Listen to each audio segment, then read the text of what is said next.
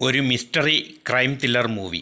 പക്ഷേ എടുത്തിരിക്കുന്നത് പ്രേക്ഷകർക്ക്, അതായത് മലയാളി പ്രേക്ഷകർക്ക് അധികം പരിചിതമല്ലാത്ത ആൾട്ടർനേറ്റ് ഹിസ്റ്ററി സ്വഭാവത്തിലുള്ള പടമാണെന്നുള്ള പ്രത്യേകതയാണ് രേഖാചിത്രത്തിനുള്ളത്. മലയാള സിനിമയിലെ ബ്രില്യൻ്റ് ഡയറക്ടറാണ് ജോഫിൻ ടി ചാക്കോ. ആദ്യ ചിത്രമായ പ്രീസ്റ്റിൽ നിന്നും തികച്ചും വ്യത്യസ്തമായ അവതരണ രീതിയാണ് രേഖാചിത്രത്തിലേത്. മമ്മൂട്ടിയുടെയും മഞ്ജു വാര്യരുടെയും അഭിനയ മികവാണ് പ്രീസ്റ്റിൻ്റെ പ്രത്യേകത.